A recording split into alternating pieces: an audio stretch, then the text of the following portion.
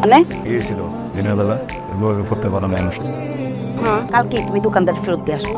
এত টাকা খরচ করতে গেছো কেন? ঠিক মতো মেসের ভাড়া দিতে পারো না, খাইতে পারো না, নিজে চলতে পারো না, মোবাইল কিনে নিয়ে আসো। কতবার বলছি কই যাও? এখন কি দোকান খুলে পাবা নাকি?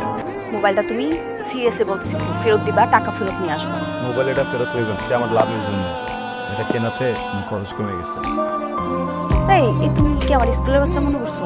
কেমনে টাকা বাঁচিয়েছো তুমি? তোমার সাথে আমার যখন যোগাযোগ না হয় তখন আমার বুকের বাঁ পাশে আমার হৃদয়ে ক্ষত তৈরি করবে।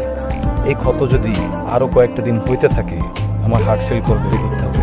ওপেনার সার্জারি খরচ জানো? হ্যাঁ খরচ জানো? এই যে কয়েকটা হাজার টাকা খরচ করে নিজের এই যে আত্মাটারে শান্তি দিয়া এই বুকের বাঁ পাশে ব্যথা না করায়, ক্ষত না করায় ওপেনার সার্জারি থেকে বাইচা কত লাখ টাকা বাঁচলাম জানো? খরচ বাঁচলো না?